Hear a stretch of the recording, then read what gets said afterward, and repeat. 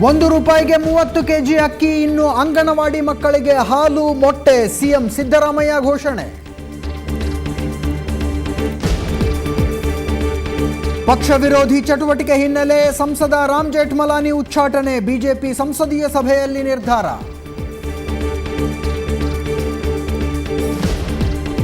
ರೆಸಾರ್ಟ್ನಲ್ಲಿ ಯುವತಿಯರ ನಂಗಾನಾಚ್ ಪ್ರಕರಣ 2009ರಲ್ಲಿ ನಡೆದ ಪ್ರಕರಣ. ಕೆಲವು ಸಂಘಟನೆಗಳಿಂದ ಹಣಕ್ಕಾಗಿ ಒತ್ತಡ, ರೆಸಾರ್ಟ್ ಮಾಲೀಕ ಸಂಪಂಗಿ ರಾಮಯ್ಯ ಆರೋಪ.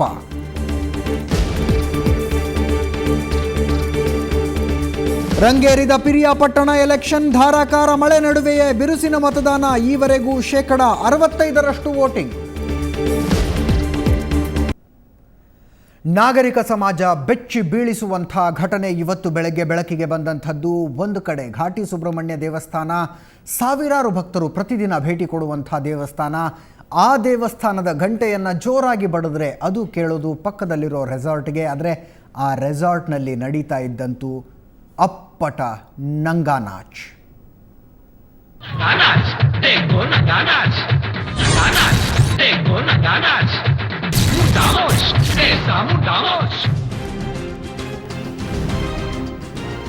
ಎಸ್, ನಾನಾಗಲೇ ಹೇಳಿದ ಹಾಗೆ ಪ್ರಸಿದ್ಧ ಘಾಟಿ ಸುಬ್ರಹ್ಮಣ್ಯ ದೇವಸ್ಥಾನದಿಂದ ಕೂಗಳತೆ ದೂರದಲ್ಲಿರೋ ರೆಸಾರ್ಟ್ ಒಂದರಲ್ಲಿ ಬೆತ್ತಲೆ ನೃತ್ಯ ಎಗ್ಗಿಲ್ಲದೆ ನಡೀತಾ ಇದ್ದಂಥದ್ದು. ಅದೇ ರೆಸಾರ್ಟ್ನಲ್ಲಿ ಈ ನಂಗಾನಾಚ್ ನಡೀತಿತ್ತು ಅನ್ನೋದ್ರ ಬಗ್ಗೆ ಯಾವುದೇ ರೀತಿಯಾದಂಥ ಸಂಶಯಗಳು ಉಳಿದಿಲ್ಲ. ಇದನ್ನು ಕರ್ನಾಟಕ ರಕ್ಷಣಾ ವೇದಿಕೆ ಕಾರ್ಯಕರ್ತರು ಬಹಿರಂಗಪಡಿಸಿದ್ದಾರೆ. ಖಚಿತ ಮಾಹಿತಿ ಪಡೆದ ರಾಜ್ಯ ಉಪಾಧ್ಯಕ್ಷ BS ಚಂದ್ರಶೇಖರ್ ತಮ್ಮ ಕಾರ್ಯಕರ್ತರ ಮೂಲಕ ಈ ದೃಶ್ಯಗಳನ್ನು ಚಿತ್ರೀಕರಿಸಿಕೊಂಡಿದ್ದಾರೆ ಅನ್ನುವಂತಹ ಮಾಹಿತಿ. ದೊಡ್ಡಬಳ್ಳಾಪುರ ದೇವನಹಳ್ಳಿ ರಸ್ತೆಯ SR ವ್ಯಾಲಿ ರೆಸಾರ್ಟ್ನಲ್ಲಿ ಈ ನಂಗಾನಾಚ್ ನಡೀತಿದೆ ಅನ್ನೋದು ರಕ್ಷಣಾ ವೇದಿಕೆಯ ಆರೋಪ. ಹೆಚ್ಚು ಕಡಿಮೆ ತಿಂಗಳಿಗೊಮ್ಮೆ ನಡೆಯೋ ಈ ನಂಗಾನಾಚ್ಗೆ ಆಂಧ್ರ ಪ್ರದೇಶದಿಂದ ಯುವತಿಯರನ್ನು ಕರೆತರಲಾಗುತ್ತೆ. ಇದನ್ನು ನೋಡೋದಕ್ಕೆ ಬರೋರು ಕೂಡ ಆಂಧ್ರ ಪ್ರದೇಶದವರೇ ಅನ್ನುವಂಥದ್ದು ಕೇಳಿ ಬರ್ತಾ ಇರುವಂಥ ಆರೋಪ. ಅವರಿಗೆ ಮದ್ಯ ಮಾಂಸಗಳ ಭರಪೂರ ಸರಬರಾಜು ಮಾಡಲಾಗುತ್ತೆ. ನೂರಾರು ಜನರ ಸಮ್ಮುಖದಲ್ಲಿ ನಡೆಯೋ ಈ ಅಶ್ಲೀಲ ಚಟುವಟಿಕೆಗೆ ಸ್ಥಳೀಯ ಪೊಲೀಸರು ಬೆಂಬಲ ಕೊಡ್ತಿದ್ದಾರೆ ಅನ್ನುವಂಥ ಆರೋಪಗಳು ಕೇಳಿ ಬಂದಿವೆ.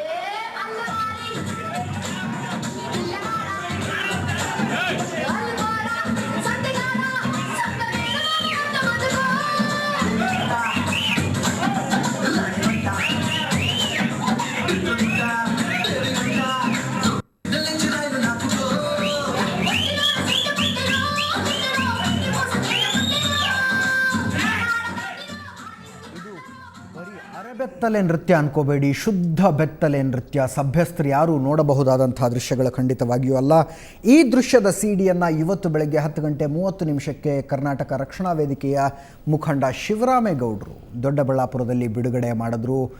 ಆ ನಂತರ ಮಾತನಾಡಿದಂಥ ಶಿವರಾಮೇಗೌಡರು ಹೇಳಿದ್ದು, ಈ ಡ್ಯಾನ್ಸ್ ದೃಶ್ಯವನ್ನು ಮಾಧ್ಯಮದಲ್ಲಿ ಪ್ರಸಾರ ಮಾಡಬೇಡಿ ಅಂತ ರೆಸಾರ್ಟ್ ಮಾಲೀಕರು ನಮಗೆ ಹಣದ ಆಮಿಷ ಒಡ್ಡಿದ್ರು ಅನ್ನುವಂಥ ಆರೋಪವನ್ನು ಶಿವರಾಮೇಗೌಡರು ಮಾಡಿದ್ದಾರೆ.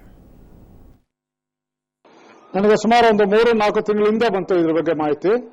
ಇದು ನಮ್ಮಲ್ಲಿರ್ತಕ್ಕಂಥ ಕಾರ್ಯಕರ್ತರು, ದೊಡ್ಡಬಳ್ಳಾಪುರದ ಕಾರ್ಯಕರ್ತರು ಆ SR ವ್ಯಾಲಿ ಅಂತದಕ್ಕೆ ಹೋಗಿ ಒಳಗಡೆ ನೀಡತಕ್ಕಂಥ ಜಾಗ ಇದೇನಾ ಅಂತಕ್ಕಂಥ ಸಂಪೂರ್ಣ ಮಾಹಿತಿ ಪಡ್ಕೊಂಡು ಮತ್ತು ಆ ಮಾಹಿತಿನ ದಾಖಲಿಸಿಕೊಂಡು ಅದಾದ ಮೇಲೆ ಈ ಒಂದು ಸಿಡಿಯನ್ನ ಎರಡನ್ನೂ ನಾವು ನೋಡಿದಾಗ ಇದೇ ದೊಡ್ಡಬಳ್ಳಾಪುರದ ಪವಿತ್ರ ಕ್ಷೇತ್ರ ಘಾಟಿ ಸುಬ್ರಹ್ಮಣ್ಯೇಶ್ವರ ಪುಣ್ಯಕ್ಷೇತ್ರದ ಬಳಿ ಇರ್ತಕ್ಕಂಥ ಕೇವಲ 1 ಕಿಲೋಮೀಟರ್ ದೂರದಲ್ಲಿರ್ತಕ್ಕಂಥ SR ವ್ಯಾಲಿ ಅಂತಕ್ಕಂಥ ರೆಸಾರ್ಟ್ನಲ್ಲಿ ದಿನನಿತ್ಯ ಈ ಹೊರ ರಾಜ್ಯದ ಹೆಣ್ಣು ಮಕ್ಕಳನ್ನೆಲ್ಲ, ಬಡ ಹೆಣ್ಣು ಮಕ್ಕಳನ್ನ, ಹೊಟ್ಟೆಪಾಡಿಗಾಗಿ ಬದುಕೋ ಹೆಣ್ಣು ಮಕ್ಕಳನ್ನ ಕರ್ಕೊಂಡ್ಬಂದು ಐಷಾರಾಮಿ ಮೋಜಿನ ಜೀವನ ಮಾಡ್ತಕ್ಕಂಥ ಈ ಜನಗಳು ಅವ್ರನ್ನ ಕರ್ಕೊಂಡ್ಬಂದು ಸಂಪೂರ್ಣವಾಗಿ ನಗ್ನ ನೃತ್ಯವನ್ನು ನಡೆಸೋದ್ರ ಮುಖಾಂತರ, ಅಕ್ರಮ ಅನೈತಿಕ ಚಟುವಟಿಕೆಗಳನ್ನ ನಡೆಸೋದ್ರ ಮುಖಾಂತರ, ಯಾವುದೇ ಕಾನೂನಿನ ಭಯವಿಲ್ಲದೆ, ಎಗ್ಗಿಲ್ಲದೆ ನಿರಂತರವಾಗಿ ನಡೆಸುವಂತ ದಾಷ್ಟತನವನ್ನ ಮೆರೆದಿದ್ರು.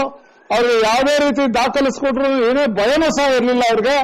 ಅಲ್ಲಿರ್ತಕ್ಕಂಥ ಎಷ್ಟೋ ಜನ ಮೊಬೈಲ್ಗಳಲ್ಲಿ ಅವರ ಬೆತ್ತಲೆ ನೃತ್ಯಗಳನ್ನ ತೆಗೆದುಕೊಳ್ತಕ್ಕಂಥದ್ದು ನಾವು ಸಿಡಿಲಿ ನೀವೇ ನೋಡಿರ್ಬೋದು.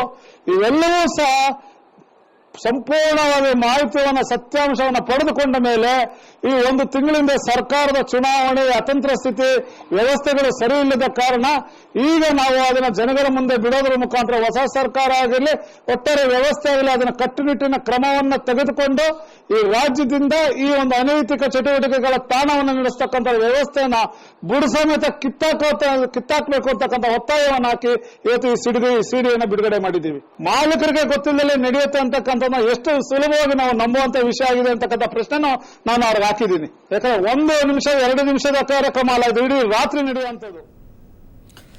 ಎಸ್, ಇನ್ನು ಮಾಧ್ಯಮದಲ್ಲಿ ನಂಗಾನಾಚ್ ಕರ್ಮಕಾಂಡ ಪ್ರಸಾರ ಆಗ್ತಿದ್ದಂತೆ ಪೊಲೀಸ್ ಇಲಾಖೆ ಎಚ್ಚೆತ್ತುಕೊಂಡಿದೆ. ಈ ಬಗ್ಗೆ ಪ್ರತಿಕ್ರಿಯೆ ಕೊಟ್ಟಿರುವಂತಹ ಐಜಿ ಅಮರ್ ಕುಮಾರ್ ಪಾಂಡೆ ಹೆಚ್ಚುವರಿ ಎಸ್ಪಿ ನಾಗರಾಜ್ ಅವರಿಗೆ ತನಿಖೆ ನಡೆಸಿ ವರದಿ ನೀಡುವಂತೆ ಆದೇಶಿಸಿದ್ದಾರೆ. ದೊಡ್ಡಬಳ್ಳಾಪುರ ಕ್ಷೇತ್ರದಲ್ಲಿ ಒಂದು ಪವಿತ್ರವಾದಂಥ ಸ್ಥಳ ಹತ್ತಿರನೇ ಈ ರೀತಿ ಅನೈತಿಕ ಚಟುವಟಿಕೆ ಆಗ್ತಾ ಇರೋ ಬಗ್ಗೆ ಮಾಧ್ಯಮದ ಮುಖಾಂತರ ಗೊತ್ತಾಗಿದ್ದ ನಂತರ ಮತ್ತು ಜೊತೆಗೆ ಇದ್ರ ಬಗ್ಗೆ ನಿನ್ನೆ ಸಾಯಂಕಾಲ ರಕ್ಷಣಾ ವೇದಿಕೆಯವರು ಕೆಲವು ರೆಪ್ರೆಸೆಂಟೇಟಿವ್ಸ್ಗಳು ಬಂದು ಕೂಡ ಅವ್ರ ಪಿಟಿಷನನ್ನು ಕೊಟ್ಟಿದ್ದ ನಂತರ ಇದ್ರ ಬಗ್ಗೆ ಗೊತ್ತಾಗಿರೋದು. ಇದ್ರ ಬಗ್ಗೆ ಈಗಾಗಲೇ ಎಸ್ ಪಿ ಅವರಿಗೆ ಮತ್ತು ಅಡಿಷನಲ್ ಎಸ್ ಪಿ ಬ್ಯಾಂಗ್ಳೂರು ಜಿಲ್ಲೆ ಅವರಿಗೆ ನಿರ್ದೇಶನವನ್ನು ನೀಡಲಾಗಿದೆ. ಅಡಿಷನಲ್ ಎಸ್ ಪಿ ನಾಗರಾಜ್ ಅವರಿಗೆ ಇದ್ರ ಬಗ್ಗೆ ತನಿಖೆ ಮಾಡಿ ಸುದೀರ್ಘವಾದಂಥ ಒಂದು ರಿಪೋರ್ಟ್ ನೀಡಬೇಕು. ರಿಪೋರ್ಟ್ನಲ್ಲಿ ಯಾರ್ದು ಏನು ವೈಫಲ್ಯತೆಗಳು ಆಗಿವೆ, ಇದರಲ್ಲಿ ಯಾರ್ಯಾರು ತಪ್ಪಿತಸ್ಥರು ಇದ್ದಾರೆ ಅವ್ರ ಮೇಲೆ ರಿಪೋರ್ಟ್ ಬಂದ ನಂತರ ನಾವು ಕ್ರಮವನ್ನು ಜರುಗಿಸ್ತೇವೆ. ಇದು ತನಿಖೆ ಸಂಬಂಧ ವಿಷಯಗಳು, ತನಿಖಾ ಅಧಿಕಾರಿಗಳು ಇದ್ರ ಬಗ್ಗೆ ಯಾವ ರೀತಿ ಆಯಿತು, ಯಾವಾಗ ಆಯಿತು, ಯಾರು ಇದನ್ನು ರೆಕಾರ್ಡ್ ಮಾಡಿದ್ದಾರೆ, ಮತ್ತು ಯಾವ ರೀತಿ ಇದನ್ನು ನಡೆದಿದೆ, ಯಾರ ಪ್ರಚೋದನೆ ಮೇಲೆ ನಡೆದಿದೆ, ಮತ್ತು ಯಾರು ಇದಕ್ಕೆ ಸಂಬಂಧಪಟ್ಟವರು ಯಾರ್ಯಾರು ಇದ್ದಾರೆ ಅವರೆಲ್ಲರ ಬಗ್ಗೆ ತಿಳ್ಕೊಂಡು ತನಿಖೆಯಲ್ಲಿ ಅವರು ಏನು ಮಾಹಿತಿ ನೀಡ್ತಾರೆ ಆ ಮಾಹಿತಿ ಪ್ರಕಾರನೇ ಇದ್ರ ಬಗ್ಗೆ ಕ್ರಮ ಆಗ್ತದೆ. ಇದು ಅವರು ಯಾವ ಪ್ರಾಂತದವರು, ಎಲ್ಲಿಂದ ಬರೋರು, ಯಾವ ಕಡೆಯಿಂದ ಬರೋರು ಅದು ಕೂಡ ಅನುಮಾನ ಮೇಲೆ ಹೇಳಲಿಕ್ಕೆ ಸಾಧ್ಯ ಆಗೋದಿಲ್ಲ. ಆದರೆ ತನಿಖೆಯಲ್ಲಿ ಅದು ಖಂಡಿತ ಹೊರಗಡೆ ಬರ್ತದೆ. ಅದು ಯಾರು ಅವರೆಲ್ಲ ಬಂದವರು, ಯಾಕೆಂದರೆ ಫೋಟೋಗ್ರಾಫ್ಸ್ನಲ್ಲಿ ಕೆಲವು ಮುಖಗಳು ಕ್ಲೀನಾಗಿ ಕಾಣ್ತದೆ ಅದರಲ್ಲಿ. ಸೊ ಅದು ಯಾವ ಕಡೆಯವರು, ಯಾರು ಅವರು, ಕೆಲವು ಗಾಡಿ ನಂಬರ್ಸ್ ಕೂಡ ಕಾಣ್ತಾ ಇದೆ ಅದರಲ್ಲಿ, ಯಾವ ರಿಜಿಸ್ಟ್ರೇಷನ್ ಗಾಡಿಗಳು, ಅದೆಲ್ಲ ಡೀಟೇಲ್ ನಾವು ತಿಳ್ಕೊತೀವಿ ತನಿಖೆ ಸಮಯದಲ್ಲಿ. ಅದು ಸ್ಥಾನಿಕ ಪೊಲೀಸ್ನವ್ರದ್ದು ಇದರಲ್ಲಿ ಏನು ಅವರು ಯಾವ ರೀತಿ ಇದಕ್ಕೆ ಸಹಕಾರ ನೀಡಿದ್ದಾರೆ ಅಥವಾ ಯಾವ ರೀತಿ ಅವ್ರನ್ನ ಇದ್ರ ಬಗ್ಗೆ ನಿರ್ಲಕ್ಷ್ಯತೆಯನ್ನು ತೋರಿಸಿದ್ದಾರೆ ಅದರ ಬಗ್ಗೆ ಕೂಡ ತನಿಖೆಯಲ್ಲಿ ಪಡ್ಕೋಬೇಕು ಅಂತ ಹೇಳಿ ತನಿಖಾ ಅಧಿಕಾರಿಗಳಿಗೆ ಆದೇಶವನ್ನು ನೀಡಿದ್ದೇನೆ. ಸ್ಥಾನಿಕ ಪೊಲೀಸ್ನವ್ರದ್ದು ಏನಾದರೂ ತಪ್ಪಿದ್ರೆ ಖಂಡಿತ ಅವರು ಇದಕ್ಕೆ ಹೊಣೆಗಾರ ಆಗ್ತಾರೆ, ಅವ್ರ ಜವಾಬ್ದಾರಿ ಕೂಡ ಇರ್ತದೆ. ಸೊ ತನಿಖಾ ವರದಿ ಬಂದ ನಂತರ ನಾವು ಇದರ ಬಗ್ಗೆ ಏನಾದರೂ ಹೇಳಲಿಕ್ಕೆ ಆಗಲಿ ಅಥವಾ ಕ್ರಮ ತಗೊಳ್ಳೋಕ್ಕೆ ಆಗಲಿ ಸಾಧ್ಯವಾಗ್ತದೆ.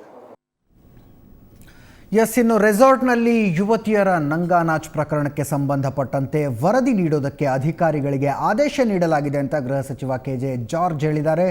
ಸುದ್ದಿಗಾರರ ಜೊತೆ ಮಾತನಾಡಿದಂಥ ಅವರು ವರದಿ ಬಂದ ನಂತರ ಕಠಿಣ ಕ್ರಮ ಕೈಗೊಳ್ಳಲಾಗುವುದು, ರೆಸಾರ್ಟ್ ನಿರ್ಮಾಣ ಅಕ್ರಮವಾಗಿದ್ದರೂ ಕೂಡ ಕ್ರಮ ಕೈಗೊಳ್ತೀವಿ, ಜೊತೆಗೆ ರಾಜ್ಯದ ರೆಸಾರ್ಟ್ಗಳ ಬಗ್ಗೆ ಮಾಹಿತಿ ಪಡೆಯಲಾಗ್ತಿದೆ, ಅಕ್ರಮ ನಡೆದರೆ ರೆಸಾರ್ಟ್ಗಳನ್ನು ಮುಚ್ಚೋದಕ್ಕೂ ಅಧಿಕಾರಿಗಳಿಗೆ ಸೂಚನೆ ನೀಡೋದಾಗಿ ಹೇಳಿದ್ದಾರೆ.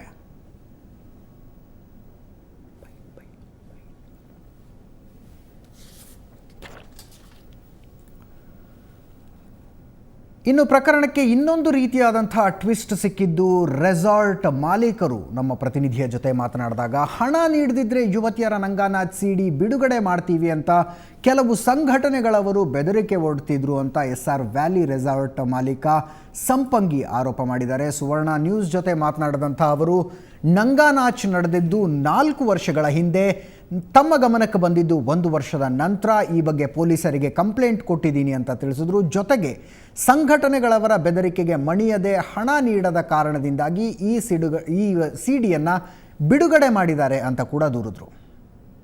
SR ವ್ಯಾಲಿ ಮಾಲೀಕರಾದಂತಹ ಸಂಪಂಗಿ ಅವರು ನಮ್ಮ ಜೊತೆ ಇದ್ದಾರೆ. ಈಗ ಅವರು ಏನ್ ಹೇಳ್ತಾರೆ ಈ ಒಂದು ಪ್ರಕರಣ ಸಂಬಂಧಪಟ್ಟಂಗೆ?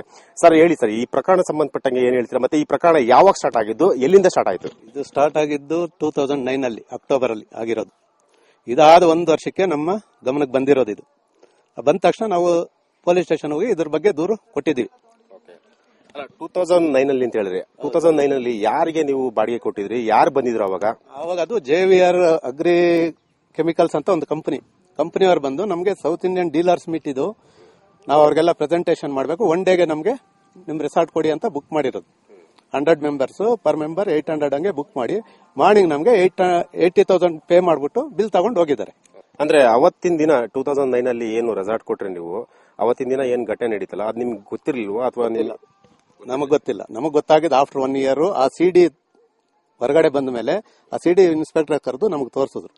ಯಾರು ತಗೊಂಡ್ಬಂದು ಸಿಡಿ ಕೊಟ್ರು ನಿಮ್ಗೆ? ಅಂದ್ರೆ ಯಾವ ಸಂಘಟನೆಗಳು ಸಿಡಿಗೆ ತಗೊಂಡ್ಬಂದು ಬ್ಲಾಕ್ ಮೇಲ್ ಮಾಡ್ತಾ ಇದ್ರು ಅಥವಾ? ಫೋನ್ಗಳು ಮಾಡಿದ್ರು ನಮ್ಗೆ, ನಿಮ್ ರೆಸಾರ್ಟ್ ಅಲ್ಲಿ ಈ ರೀತಿ ಆಗಿದೆ, ನಮ್ಗೆ ದುಡ್ಡು ಕೊಡಿ, ಸಿಕ್ಕಾಪಟ್ಟೆ ಹಾಗೆ ಹೀಗೆ ಅಂತ ಸುಮಾರು ಜನ ಕಾಲ್ ಮಾಡಿದ್ರು ನಮ್ಗೆ. ನಾವ್ ಯಾವ್ದು ಅದನ್ನ ಇದ್ ಮಾಡಿಲ್ಲ. ನಾವು ಕಂಪ್ಲೇಂಟ್ ಮಾಡಿದ್ವಿ, ಈ ರೀತಿ ಆಗಿದೆ ನಮ್ ರೆಸಾರ್ಟ್ ಅಲ್ಲಿ ಅಂತ ಆ ಕಂಪನಿ ಮೇಲೆ ನಾವು ಕಂಪ್ಲೇಂಟ್ ಮಾಡಿದ್ವಿ. ಅಂದ್ರೆ 2009 ಅಲ್ಲಿ ನಡೆದಿರೋದ್ ಘಟನೆ. ಸೊ ಇವತ್ತು ಯಾಕೆ ಈ ಒಂದು ಇದಕ್ಕಿದ್ದಂಗೆ ಈ ಪ್ರಕರಣ ಬಯಲಿಗೆ ಬಂತು? ಇದೆ ದುಡ್ಡು ಕೇಳ್ತಾರೆ ಎಲ್ಲಾರು, ನಾವು ದುಡ್ಡು ಕೊಡ್ಲಿಲ್ಲ ಅಂತ ಇವತ್ತು ಬರೋಂತ ವಿಷಯ 2009 ಅಲ್ಲಿ ಆಗಿರೋದು ಇವತ್ತು ತೋರಿಸ್ತಾ ಇದಾರೆ. ಅಂದ್ರೆ ಈ ಹಿಂದೆನೂ ಸಹ ನೀವು ಕಂಪ್ಲೇಂಟ್ ಮಾಡಿದ್ರಿ ಅಂತ ಹೇಳಿದ್ರೆ, ಅಂದ್ರೆ ಸ್ಟೇಷನ್ಗೆ ಹೋಗಿ ಕಂಪ್ಲೇಂಟ್ ಮಾಡಿದ್ರೆ, ಅಂದ್ರೆ ಈ ತರ ಸಿಡಿ ಬಂದಿತ್ತು ಅಂತ ಹೇಳ್ಬಿಟ್ಟು ಎಲ್ಲ ನೀವು ಹೇಳಿದ್ರೆ, ಸೊ ಅವಾಗ ನೀವು ಪೊಲೀಸ್ ಯಾವುದೇ ಆಕ್ಷನ್ ತಗೊಂಡಿಲ್ವಾ?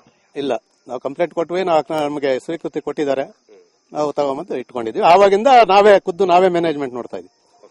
ಅಲ್ಲ ಸರ್, ಈಗ ಪಕ್ಕದಲ್ಲೇ ದೇವಸ್ಥಾನ ಇದೆ, 2 ಕಿಲೋಮೀಟರ್ ದೇವಸ್ಥಾನ, ಅಂದ್ರೆ 2 ಕಿಲೋಮೀಟರ್ ಆಪೋಸಿಟ್ ಅಲ್ಲಿ ದೇವಸ್ಥಾನ ಇದೆ. ಸೊ ಇಲ್ಲಿ ರೆಸಾರ್ಟ್ ಮಾಡಿದ್ರ, ಸೊ ಈ ಒಂದು ಪ್ರಕರಣ ನಡೆದಿದೆ. ಸೊ ಏನು ಅನ್ಸಲ್ವಾ ನಿಮ್ಗೆ? ಇಲ್ಲ, ನಮ್ ನೋಟಿಸ್ ಬಂದಿದ್ರೆ ತಾನೇ. ಈಗ ನಾವು ನಡೆಸ್ತಾ ನಮ್ಗೆ ಕೊಟ್ಟಿರೋದು ಟೂರಿಸಂನವರು ದೇವಸ್ಥಾನ ಇದೆ ಅನ್ಬಿಟ್ಟೆ, ಟೂರಿಸ್ಟರ್ಸ್ ಯಾತ್ರಿಗಳು ಬರ್ತಾರೆ ಅಂದ್ಬಿಟ್ಟೆ ಕೊಟ್ಟಿರೋದು. ಆ ಉದ್ದೇಶದಿಂದಾನೇ ಕೊಟ್ಟಿರೋ, ಟೆಂಪಲ್ ಇರೋ ಉದ್ದೇಶದಿಂದಾನೇ. ಆದ್ರೆ ಇದು ನಮಗೆ ಫಸ್ಟ್ ಸ್ಟಾರ್ಟಿಂಗ್ ನಲ್ಲಿ ನಮ್ ಗಮನಕ್ಕೆ ಬರ್ದೇ ನಡೆದಿರೋ ಅಂತದ್ದು. ಅಂದ್ರೆ ಈ ಪ್ರಕರಣದಲ್ಲಿ ಅಂದ್ರೆ ಕೆಲವು ಸಂಘಟನೆಗಳು ದುಡ್ಡಿಗೋಸ್ಕರ ಈ ತರ ಮಾಡಿದ್ರೆ ಅಂತ ಹೇಳ್ತೀರಾ, ಅಥವಾ ನಿಮ್ಮ ಮೇಲೆ ಜಿದ್ದಿಗೋಸ್ಕರ ಈ ತರ ಮಾಡಿದ್ರೆ? ದುಡ್ಡಿಗೋಸ್ಕರ ಅಷ್ಟೇ. ಅಂದ್ರೆ ಯಾವ್ದಾರ ಸಂಘಟನೆಗಳು ದುಡ್ಡು ಕೇಳಿದ್ರೆ ನಿಮ್ಗೆ? ಅದು ಯಾರು ಫೋನ್ ಮಾಡಿ ಎಲ್ಲ ಇದ್ ಮಾಡಿದ್ದಾರೆ, ಅದಕ್ಕೆಲ್ಲ ನಾವು ರೆಸ್ಪಾನ್ಸ್ ಮಾಡಿಲ್ಲ. ಹೇಳಿ, ಯಾವ ಸಂಘಟನೆಯವರು ನಿಮ್ಮ ಹತ್ರ ದುಡ್ಡು ಕೇಳಿದ್ರು? ನಮ್ಗೆ ಸಂಘಟನೆಗಳು ಗೊತ್ತಿಲ್ಲ, ಫೋನ್ ಮಾಡಿ ನಮ್ಮ ಹತ್ರ ಇದಿದೆ ಅದಿದೆ ಅಂತ ಸುಮ್ನೆ ಇದ್ ಮಾಡ್ತಾ ಇದ್ರು. ನಾವ್ ಯಾರಿಗೂ ಅದಕ್ಕೆ ನಾವು ಎಂಟರ್ಟೈನ್ ಮಾಡ್ಲಿಲ್ಲ. ಇದು ಸಂಪಂಗಿ ಅವರ ಮಾತು. ಬೆಂಗಳೂರಿನಿಂದ ಕ್ಯಾಮರಾಮನ್ ವೇದಮೂರ್ತಿ ಜೊತೆ ಅಶ್ವಥ್ ಎಸ್, ಸುವರ್ಣ ನ್ಯೂಸ್.